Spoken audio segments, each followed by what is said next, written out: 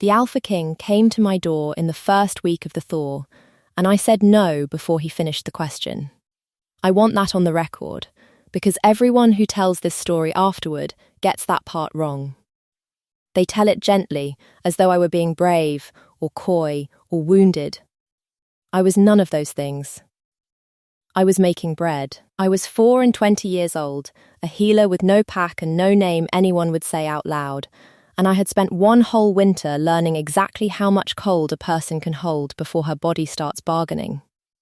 By the thaw, I had stopped bargaining. So when the most powerful wolf in the 7 valleys filled my doorway and opened his mouth, I already knew my answer. Because I had given it to the snow 100 times, and the snow had not argued. Let me tell you how I came to be there, in a hut past the boundary stone, where the pack puts the things it has decided not to keep. They cast me out in the dead of last winter. The charge was that a man had died under my hands, and I had let him. That part was true in the way the worst lies are true. He had died under my hands. I had not let him. There is a difference, and a difference is a thing a frightened pack cannot afford, so they walked me past the boundary cairn at first dark, with the snow coming sideways, and the Greymark Alpha, Roderick, told me that the pack's mercy was that they were not killing me themselves. I told him the winter would do it for them and save him the trouble. He did not like that. It remains one of my better exits. I did not die. I want to be clear that this was not destiny. It was a sound roof I patched, a snare line I set, and a stubbornness my mother left me in place of money. By the first thaw I had a hut, a garden coming up green through the rot of the snow, and the particular piece of a woman no one is coming for. Then someone came for me. I heard the escort before I saw it, too many feet for the high pass, the jangle of a king's travelling guard, the hush that falls on men when their lord stops walking. I did not go out. I am not a fool. I kept my hands in the dough and my eyes on the door, and the door darkened, and the cold spring light went out of my one window, and a voice I had only ever heard described said, "You are the healer they call the Greymark Exile." He did not cross the threshold. I noticed that before I noticed anything else about him, and I have noticed a great many things about Halva since, but that was the first. A king who could have had my door off its hinges with a word stood in the melt outside it and waited at the line, as though the line were his to respect. As though I still had a threshold that meant anything. I'm the healer they call gone. Whatever they call the rest of me, they can keep. I have come a long way to find you. Then you've wasted a long way. I shaped the loaf. I did not look up, which cost me, because not looking at a thing that large and that's still in your doorway takes a kind of muscle. I know what a king at a peasant's door means. It means he wants something only the peasant has. I had something like that once. It is the reason I make bread alone past a boundary stone. So whatever it is, no. There was a silence with weight in it. You haven't heard the question, he said. I've heard the shape of it. Now I looked. I will not pretend I was unmoved by the look of him. That would make me a liar. And the whole point of me is that I am not one. So I will tell you what I noticed instead of how my pulse behaved, because that is the truer thing. I noticed that he was dressed for war and carrying nothing.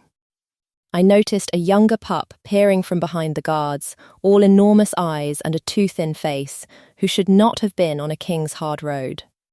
I noticed that the king of the 7 valleys, the wolf the songs are about, looked at a woman covered in flour as though she were the first warm thing he had seen in a year. The answer is going to be no in every shape. Save us both the daylight. He inclined his head, which I did not expect. Then he made camp in my valley, which I expected even less. This is the part the songs get wrong too. They make it grand. It was a king and his guard pitching tents a respectful distance down the slope from a one-room hut, a healer pretending through her window she could not see them, and a thaw coming on so the whole world dripped and ran and smelled of waking earth. He did not knock again that day. He sent a gift. The gift was a side of cured venison, which was sensible, a bolt of court blue wool, which was not. What does a woman past the boundary stone do with court blue wool? And a letter in a hand so careful it must have been copied twice, formally requesting the honour of my conversation at a time of my choosing, with 3 proposed times and an alternative if none suited. I sent the venison back. A person does not take meat from a man she intends to keep refusing. It muddies the books. I kept the wool, because I am not a saint and the nights were still cold. The letter I read 4 times, and then I stood in my doorway and called down the slope, "Your spelling is better than your judgment, your grace," and went back inside and did not come out, and felt, for the first time in a year, something move in my chest that was not the cold rearranging itself. He was, I would learn, courting me. He was doing it the way a man lays a siege, supply lines, staged advances, a written timetable. It was the single most ridiculous thing I have ever been subjected to, and I have been subjected to a winter alone. It would be a long time before I understood that a man courts you with a campaign, when a campaign is the only language he has ever been allowed to grieve in. The pup came across the threshold on the 3rd day, because pups do not read boundary stones. I came back from the snare line, and he was simply inside, curled in the warm by my banked fire, a scrap of a thing, 4 years old at most, watching me with Halvar's own grey eyes set in a smaller, hungrier face. When I crouched, he did not flinch the way I expected a pup to flinch from a stranger. He crawled into my lap as though he had been looking for it, pressed his cold nose to my wrist where the pulse is, and sighed the enormous sigh of a creature that has found, against all sense, a place to put down its weight. "You are not supposed to be in here," I told him.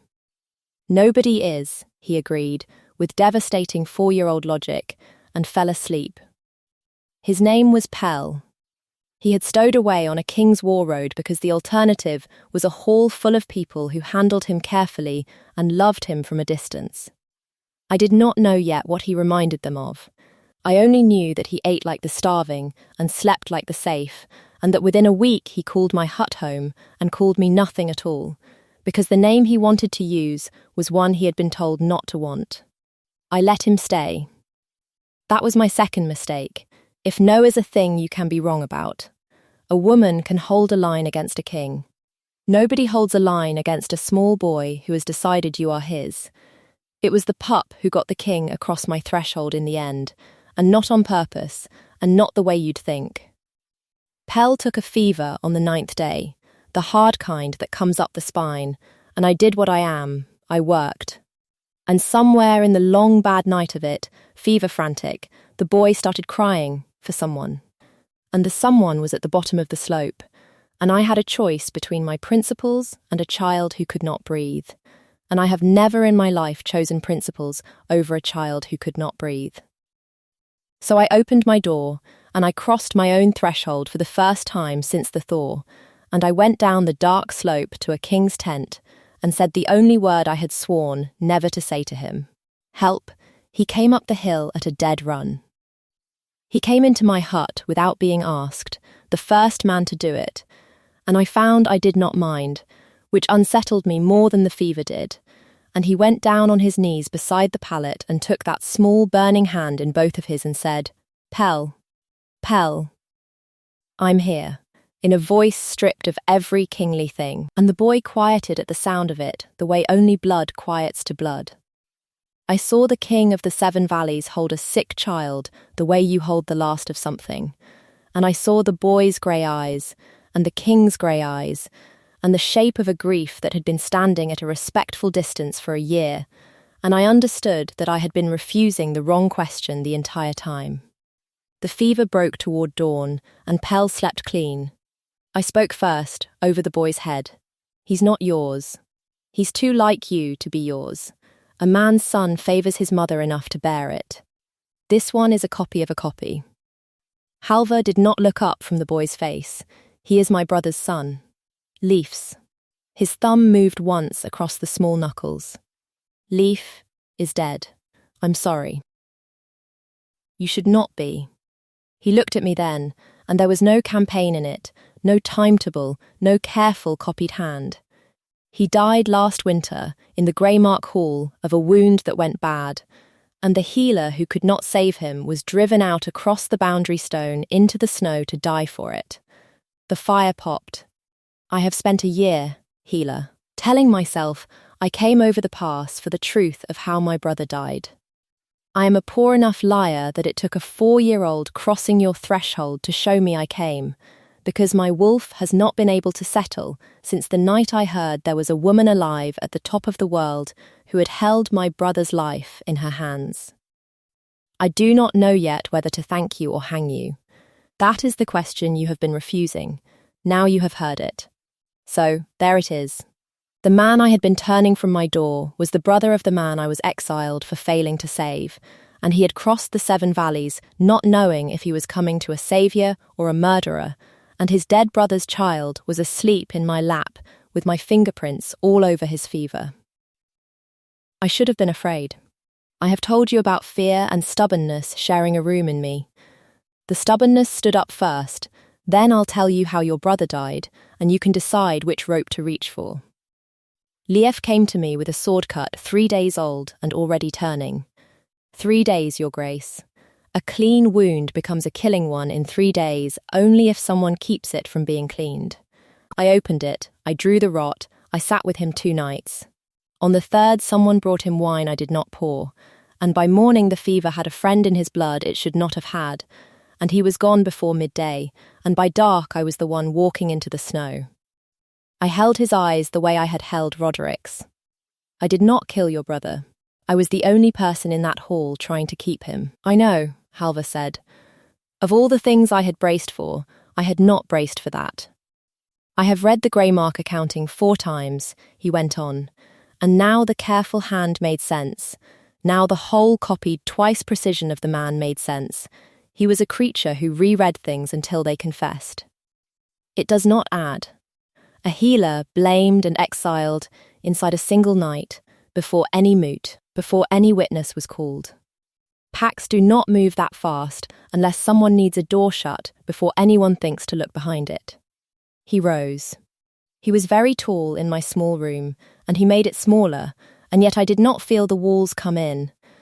I felt, absurdly, that the roof I had patched alone was holding up more than it was built for and doing fine. I did not come for the truth, whatever I told my counsel, but I seemed to have found some anyway, and I find I am no longer asking whether to hang you, healer. I am asking who poured the wine. Ask your counsel. You brought it up the mountain with you. His jaw did the thing I would come to know, the small, still tightening of a man hearing the unwelcome obvious, because he had not come alone, of course. A king does not. He had brought his guard, and his physicians, and his second, the man who managed his correspondence and his calendar and, it would turn out, a great deal else. The man who had so helpfully known which path to take to find the Greymark exile. The man named Osric, who was at that moment asleep in a warm tent at the bottom of my hill, having steered his grieving king across 7 valleys to the one witness who could unmake him. But I am ahead of myself. We did not know that yet. We only knew the books did not add, and that a child was sleeping between us, and that the sun was coming up green and wet over a world that smelled like beginning, and that I had let the king of the 7 valleys across my threshold, and had not. When it came to it, wanted to put him back out. Don't. I had seen the shape of the thought arrive on his face, the one that wanted to be gratitude, or worse, hope. I have not said anything. You were about to thank me, or apologize. Your face was choosing. I stood and put the kettle on, because a woman needs her hands occupied around a feeling that size. I don't want either one. I have been thanked by powerful men. It is what they give you, instead of the thing you actually kept them from taking. So no thanks, no sorrow, and no. I gestured at the wool, the letters, the careful siege of it all, no campaign. If you want to find who poured the wine, I'll help you, because your brother deserved better and so did I. But I am helping. I am not being rescued. There is a difference, and a difference is the only thing I have left that's mine. He was quiet a moment. Then he said, My wolf likes you better than my counsel, which was not an answer, and was somehow the only true thing anyone had said in my hut all winter, and I had to turn to the kettle so he would not see my face do what it wanted to. Let me catch my breath here, because the warm part of this story ends about now, and I would rather tell the cold part with a clear head. Before I do, would you have opened that door the first week of the thaw, or kept making your bread? Tell me, and tell me where you're listening from tonight. I read every comment, all the way out here past the edge of things. If hers is a voice you want more of, subscribe, and the next one will come find you. All right. Word travels even past a boundary stone. Within 3 days, the Greymark pack knew their king was camped on the Exiles' Hill, and within 4 they had a new story. And the new story was the obvious one, the witch. It is always the witch. A king does not pitch his tents below a cast-out woman's door for a fortnight, because the books do not add up. A king does that because she has bewitched him, has put the exile's eye on him, has reached up out of the snow she was rightly buried in, and hooked her claws in his good and grieving heart. Roderick himself came up the pass with it, and a moot at his back, and the bold nerve of a man who has decided that doubling a crime is safer than admitting it. "Step away from her, your grace," he called up the slope, loud, for the moot to hear. "She has worked on you. Look at you, sleeping in the cold under her window like a hound. The kindest thing now is to put the creature down and break the working, and the pack will swear it was mercy." I came out before Halvor could answer, because it was my hill, and because I have a constitutional inability to let a man like Roderick have the last loud word. Mercy, the moot quieted to hear the witch speak. They always want to hear it, the way you want to look at a wound. You called it mercy in the snow, too, when you put me out to die without a moot. Funny, I keep being offered the pack's mercy, and it keeps looking exactly like the pack's convenience, wearing a clean shirt. I came down to the boundary cairn, the stone they'd walked me past a year before, and I put my hand flat on the cold top of it, where the whole moot could see, and I did not cross it. Because I would cross that line on my own day, or not at all. I worked no eye on your king. I set his nephew's fever. I told him the truth your books are too frightened to hold. If that is witchcraft, Roderick, then your hall has been starving for witches, because the gods know it has been short of healers and honest men both. It landed. I felt it land in the moot, the way you feel a current change. But Roderick had not climbed a mountain to be corrected by a woman he'd already buried once, and his hand went to where a hand goes, and the moot tensed, and for one bright, cold breath I thought I had finally, genuinely, talked my way to my death. And the king of the 7 valleys stepped down the slope and put himself between me and the moot, between an exile and her own pack, and said, in the voice the songs are actually about, the one that does not rise because it has never had to, "She is under my protection." The exile of this woman was unlawful. There was no moot, no witness, no accounting that holds. It is overturned, here, before all of you. Anyone who lays a claim on her life answers to me for it. You do not understand what that costs a king until you have watched a hall full of alphas realize their high king has just spent his unquestioned word to shield a cast-out healer with flour still in her hair. I watched it cost him. I watched the moot do the arithmetic, that the king had bound his own authority to a witch's fate, that if she fell, he fell with her. And I watched Roderick's face change from fury to something far more dangerous, which was calculation. And down at the bottom of the hill, outside the king's tent, I saw a quiet man in a steward's grey, watching all of it with his hands folded, taking the measure of exactly how much his king had just put within reach of one well-poured cup. I should have known him then. I had been so busy with the loud danger that I missed the still one. That is the oldest mistake there is, and I am a healer. I of all people should know that the wound that kills you is rarely the one making the noise. That night Pell slept between us by the fire, not because anyone arranged it, but because a 4-year-old arranges himself, and he had decided his 2 warm things would be on either side of him, and that was that. And Halvar, across the small sleeping shape of his brother's son, asked me the second real question of his life. Why did you truly refuse me at the door? Not the speech about rescue. The truth. I could have lied. The dark made it easy, and the boy made it safe. But I had built my whole self on being the one person in the 7 valleys who did not lie, and I was not going to spend that on a man who had just spent his crown on me. Because being wanted by the powerful is the most dangerous thing that has ever happened to me. Twice now. The first time, a pack wanted a healer until they wanted a scapegoat more. And the wanting turned in my hand like a knife. So when a king filled my door, I heard the wanting and I flinched from it before I could even see your face, because I have learned what it costs to be the thing a powerful man needs. It is not the same as being the thing he sees. I looked at him over the child. You came up this mountain needing a witness, or a saviour, or a murderer. All of those are uses. I am tired down to my bones of being a use.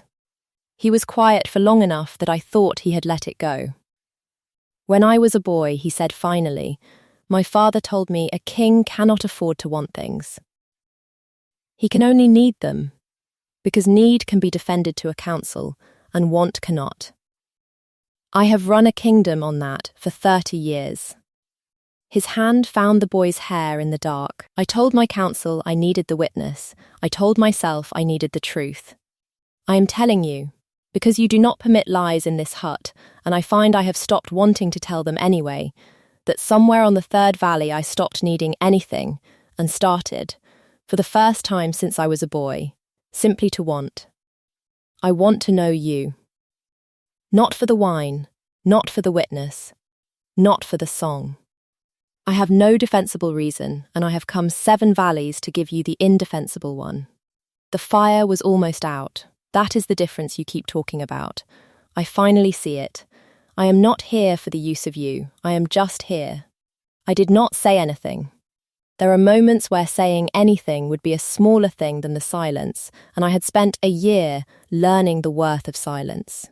But I reached across the sleeping boy, in the last of the firelight, and I put my hand over the king's where it rested in his nephew's hair, and I left it there, which from me, that night, was the loudest thing I had ever said.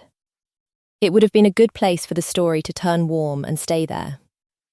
The quiet man at the bottom of the hill had other plans. Osric made his move at the reckoning moot, the one Halvar called to put the truth of Leif's death before the assembled packs, and lift my name in front of the same valleys that had buried it. It should have been my vindication. It was very nearly all our graves. The king rose to speak in the great moot ground, the standing stones and the whole of the 7 valleys alphas ringed around, with me at his side, not behind him, at his side which the packs were still choking on, and Pell on my hip, because the boy would not be parted from me, and Halvar lifted the grey mark accounting to read aloud the gaps in it, the 3 days, the wine no one would own.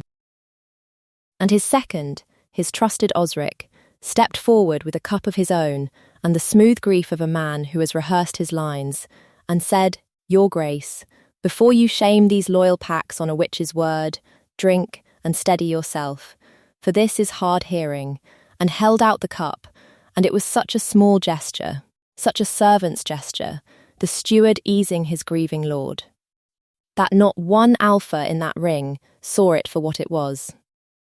I did. I had spent 2 nights a year ago watching a wound turn from a poured cup. I knew the particular way a man holds a thing he is lying about. And I knew, in the half-second before the king's hand closed on it, with a certainty that went through me like the cold off the boundary stone, who had poured the wine for Leif.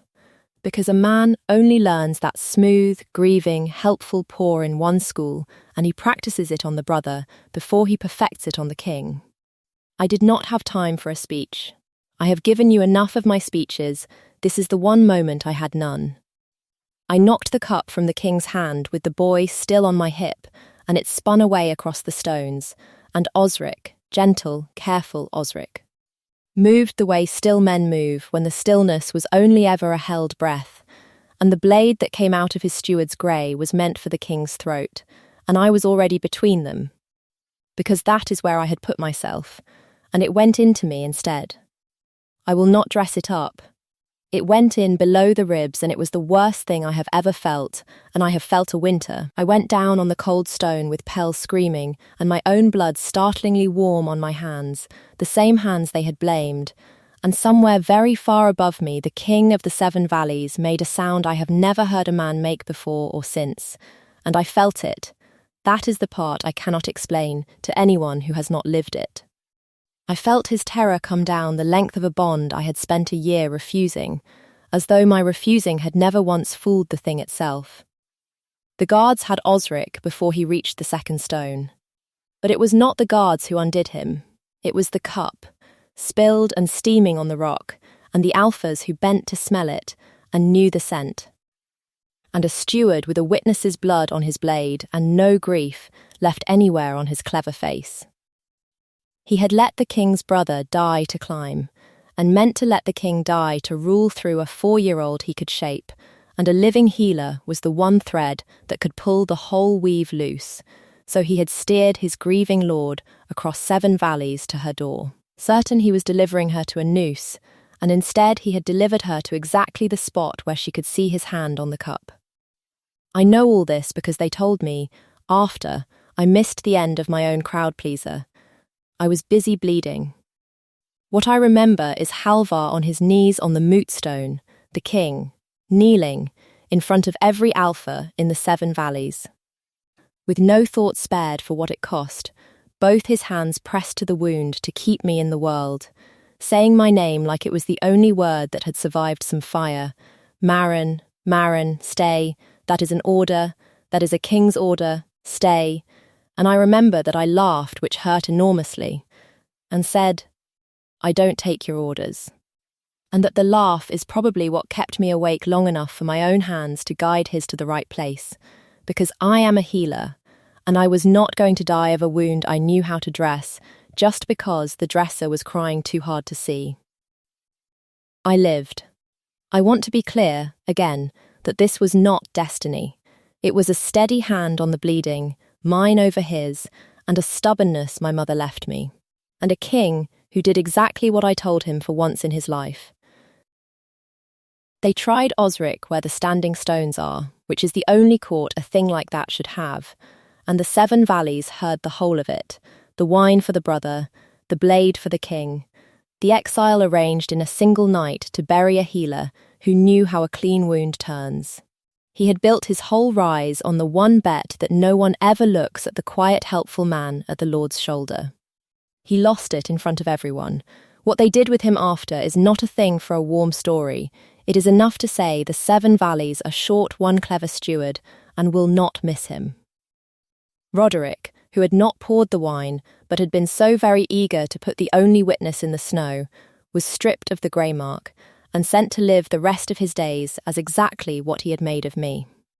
A man passed a boundary stone, kept by no one. I am told he finds it less restful than he'd hoped.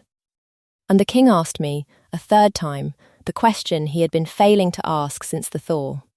He did it properly, which from him I had learned to read as love. He waited until I could stand. He came to my hut, to the threshold, again, that man and his thresholds. And this time he did not stop at the line. He crossed it, because I had left the door open, which we both understood was its own kind of answer, and he stood in my one small room that had held a whole winter of my refusing, and he did not bring a campaign. He brought nothing. He had finally learned.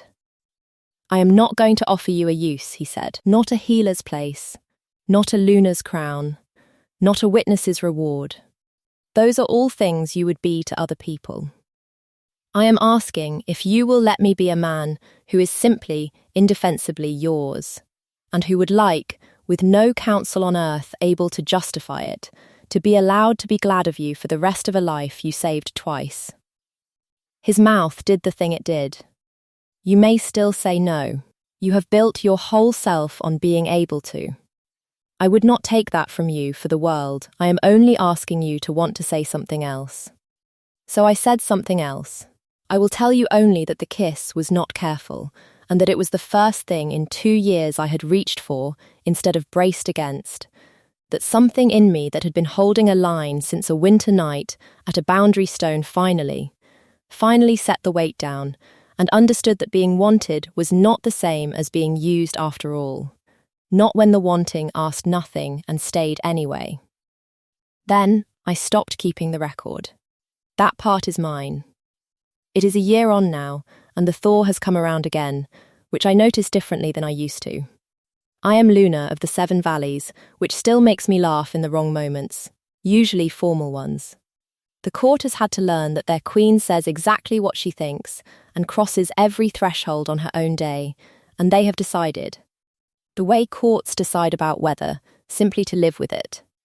Pell sleeps down the corridor now, in a room with a real bed he mostly ignores, because he still prefers to arrange his warm things around himself by a fire, and his warm things are us. He calls me the name now, the one he was told not to want. He tried it out small and sideways one morning over porridge. Watching my face for whether it was allowed, and I told him it was the only thing in this whole castle that had ever been his by right, and he has not stopped using it since, mostly at top volume. A letter came from the Grey Mark last month, the pack, not the man. A new young alpha asking, carefully, whether the Luna might ever consent to send a healer to a hall that finds itself short of them. And honest men both. I have not decided. I keep the letter on the mantel, unanswered. The way you keep a door you have not yet chosen to open or close. And some nights I catch Halvar looking at it, and looking at me, and saying nothing, because he learnt long ago that I will cross that line on my own day or not at all, and that the waiting is the whole of how he loves me. There is a threshold at the front of the great hall, worn smooth by 1,000 years of wolves crossing it as though it were nothing. I crossed it the first time as a cast-out healer with a king at her back and a child on her hip and a knife wound barely closed, and the whole court held its breath to see if the exile would falter at the line. I did not falter. I have been put out of one door in my life, in the snow, in the dark, and I learnt the only thing worth learning from it, which is this: a threshold is not a thing that is done to you. It is a thing you decide to cross. I said no to a king once. It is still the proudest yes I ever gave. So tell me, would you have opened the door that first cold week of the thaw, or would you have kept making your bread and let the most powerful wolf in the 7 Valleys waste his long road? Be honest. Tell me in the comments, and tell me where you're listening from while you're at it. I read everyone out here at the warm end of a very long winter. If you want to be there when the next one comes looking, subscribe and leave your door open just a crack. Moon and Iron, her side of it, all the way through.